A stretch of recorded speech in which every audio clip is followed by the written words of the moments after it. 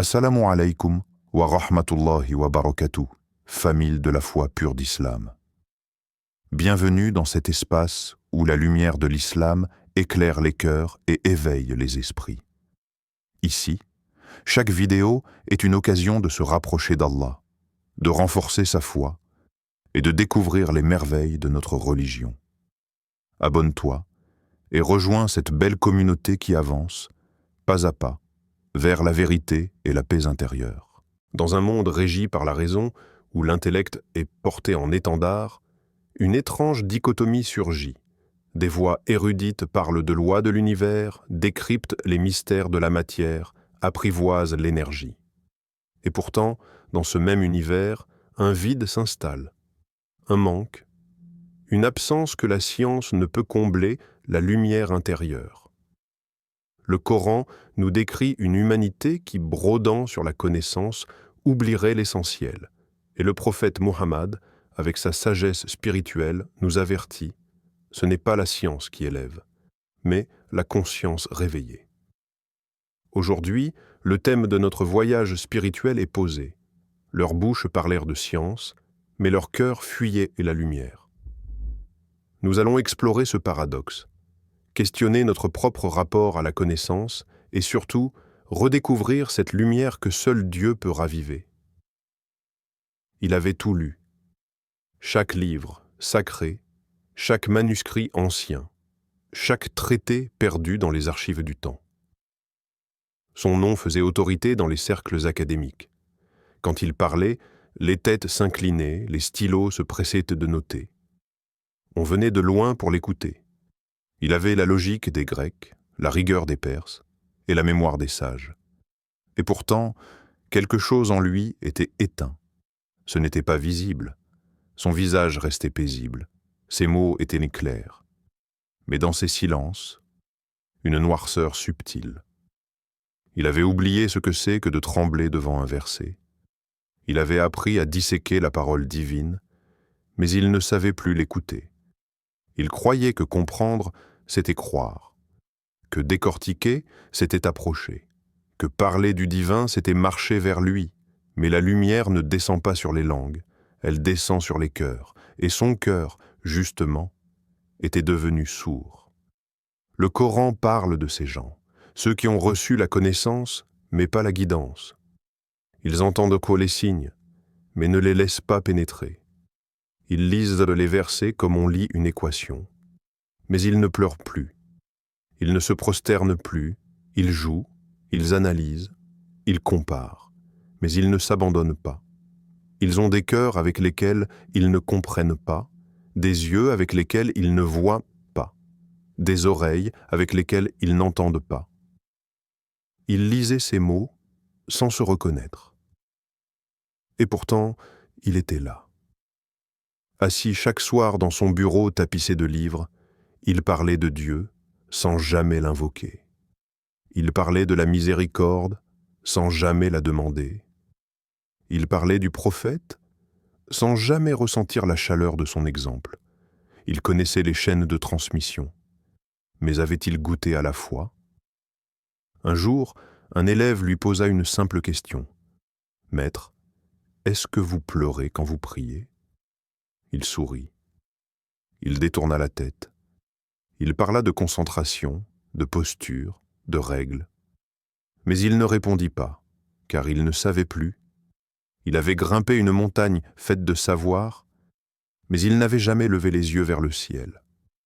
Le prophète a dit « Celui qui apprend la science pour rivaliser avec les savants ou pour se disputer avec les ignorants ou pour attirer l'attention des gens, Allah l'enverra en enfer. » Et alors, une autre voix s'élève, celle que chacun doit entendre, seul, dans le silence de sa propre nuit.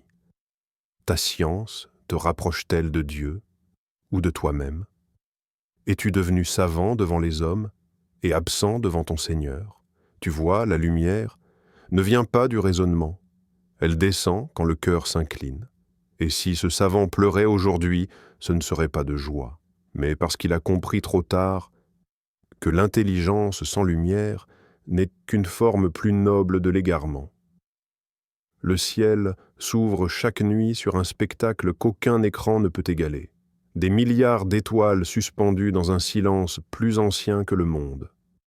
Chaque planète tourne avec une précision que même les savants les plus brillants n'ont pas encore fini d'étudier.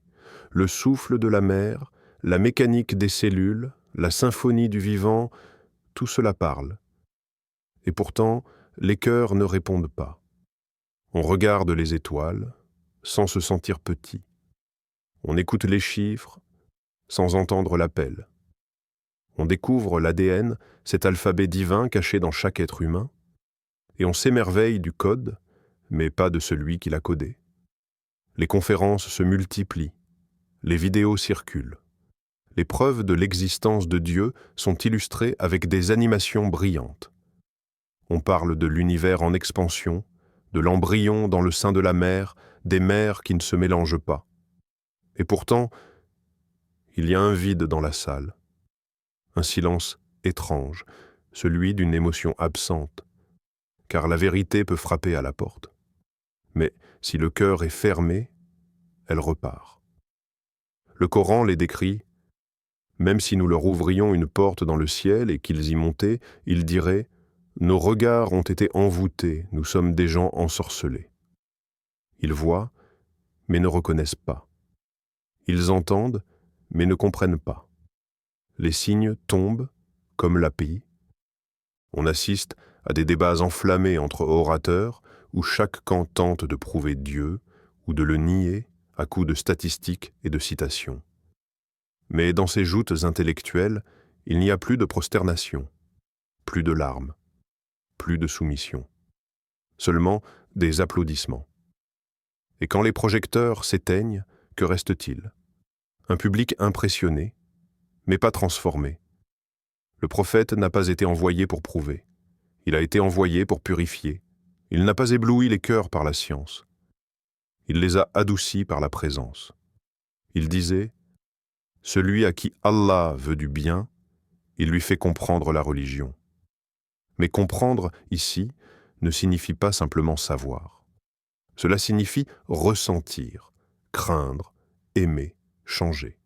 Un savant a dit un jour « Il se peut que la preuve touche l'esprit, mais seule l'humilité touche le cœur. » Et là surgit une autre question, celle qui dérange.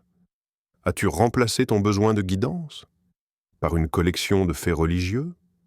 As-tu confondu la compréhension avec la connexion?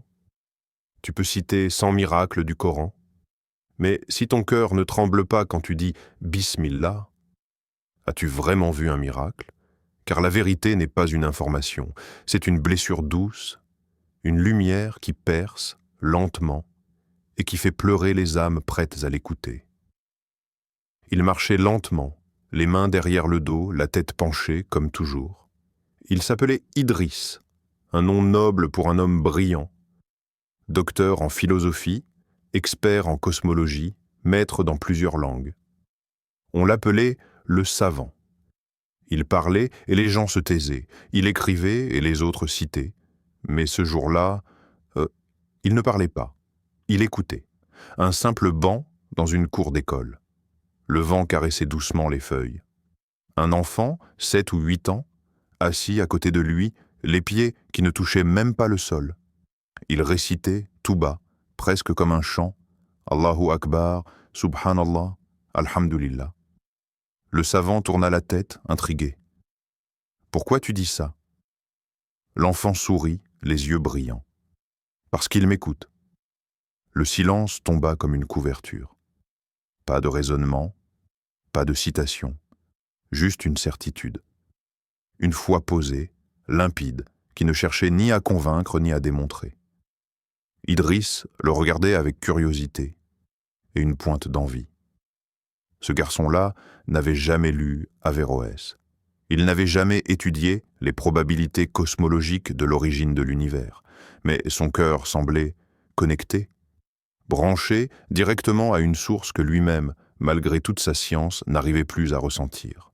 L'enfant demanda « Toi aussi tu l'aimes, Allah ?» La question fut un coup de vent dans un château de cartes. Il avait étudié sa trace, sa logique, sa signature dans l'univers. Mais est-ce qu'il l'aimait? Le savant se sentit nu. Il se souvenait de ses premières années, quand il récitait la Fatiha avec sa grand-mère, le cœur léger. Puis les diplômes Baribitoum étaient venus, et les conférences, et les doutes, et les applaudissements. Mais ce jour-là, il n'avait plus de réponse. Le Coran dit « Ils ont des cœurs avec lesquels ils ne comprennent pas, des yeux avec lesquels ils ne voient pas, des oreilles avec lesquelles ils ne comprennent pas, des lèvres avec lesquelles ils ne parlent pas, des mains avec lesquelles ils ne touchent pas, des pieds avec lesquels ils ne marchent pas, n'entendent pas. » Il comprit soudain que la foi n'était pas une équation, qu'elle ne logeait pas dans les formules, mais dans l'intimité. Dans cette petite voix qui dit « Alhamdulillah » sans raison, juste par amour. Le contraste entre sa lourde bibliothèque et ce cœur d'enfant était trop fort. Le savant rentra chez lui, et pour la première fois depuis longtemps, il pria sans vouloir comprendre. Il pria pour ressentir. Ferme les yeux un instant. Respire. Éteins le bruit du monde. Imagine que tu es seul devant un miroir qui ne reflète pas ton visage, mais ton essence. Ce miroir ne montre ni ta barbe, ni ton hijab, ni tes titres, ni tes followers. Il reflète ton intention, ta vérité nue, ta lumière ou son absence. Alors regarde bien. Pourquoi cherches-tu le savoir? Pourquoi cites-tu les versets, les hadiths, les penseurs? Pourquoi construis-tu tes phrases avec précision, avec puissance? Est-ce que c'est pour qu'on dise « Masha'Allah, quel frère éclairé » ou est-ce que c'est pour que ton âme retrouve la route vers celui qui t'a créé de rien? Le Coran avertit. Parmi les gens, il en est qui disputent au sujet d'Allah sans savoir, sans guider, ni livre éclairant. Et parfois, cette dispute n'est pas avec les autres, mais avec soi-même. Dans le silence des nuits, quand plus personne ne te regarde, quand il ne reste que toi et Dieu, est-ce que tu le cherches encore? Ou est-ce que ta quête a changé d'objet sans que tu t'en rendes compte?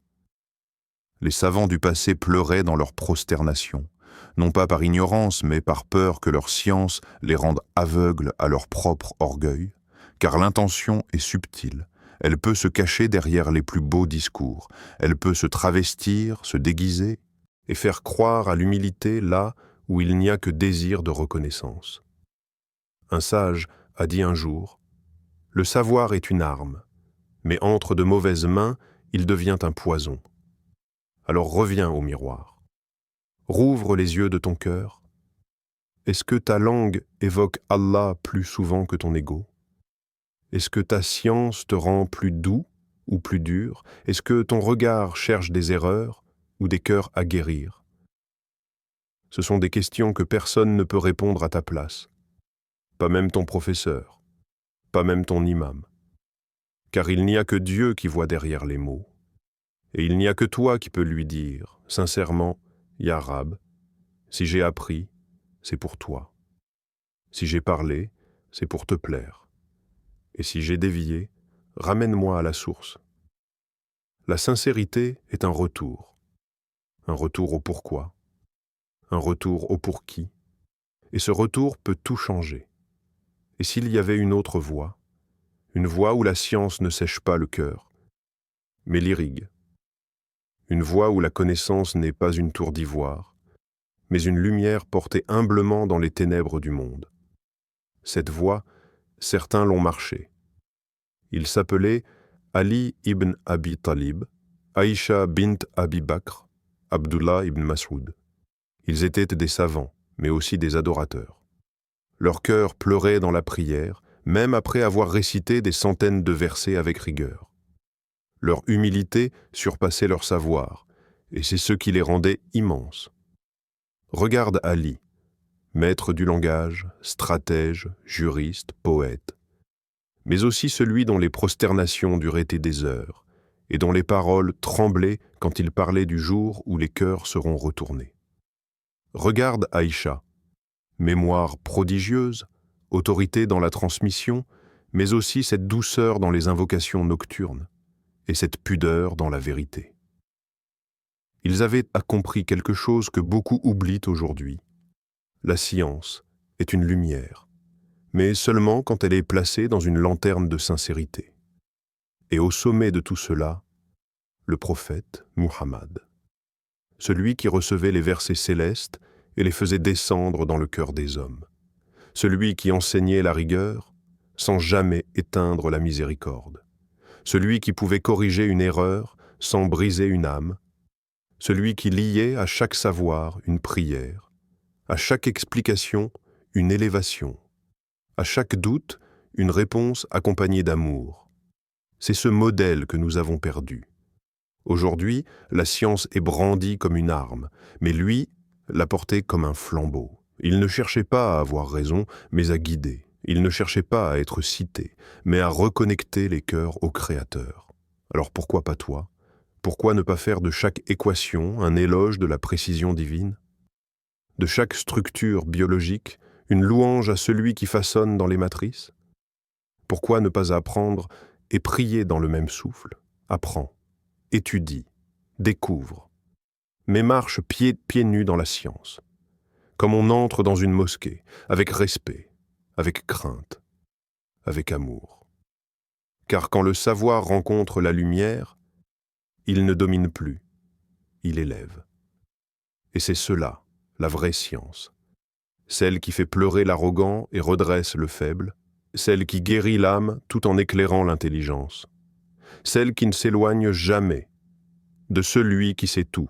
Parfois, ce n'est pas une révolution qu'il faut, juste une réorientation, un petit pas à gauche ou à droite, et soudain, la lumière revient. Tu n'as pas besoin de devenir un autre, tu as juste besoin de te retrouver. Voici 6 clés, 6 gestes simples, presque invisibles, mais qui, s'ils sont faits avec sincérité, peuvent réaligner une âme entière. D'abord, commence chaque matin avec un verset, un seul, pas plus. Lis-le, mais ne cours pas. Demande doucement à Dieu, « Ya Rab, fais que ce verset me parle aujourd'hui. » Pas pour le mémoriser, pas pour le citer, mais pour qu'il réveille en toi quelque chose qui dort. Ensuite, interroge ta science, pas avec arrogance, mais avec cette tendresse de l'élève face à la vérité. Demande-toi, ce que j'apprends, me rapproche-t-il de mon Créateur ? Si oui, continue. Sinon, ajuste. Car toute science qui t'éloigne de Dieu est un mirage. Troisièmement, transmets. Mais pas pour être applaudi, pas pour que ton nom circule. Enseigne, même une phrase, avec l'intention d'éveiller un cœur. Pas de convertir, pas de convaincre, juste semer une graine. Quatrièmement, après chaque session d'étude, médite 5 minutes, ferme le livre, éteins l'écran et demande-toi « Qu'est-ce que cela change en moi ?» Peut-être rien aujourd'hui, mais un jour cette habitude deviendra un phare. Cinquièmement, souris. Pas par politesse, par foi.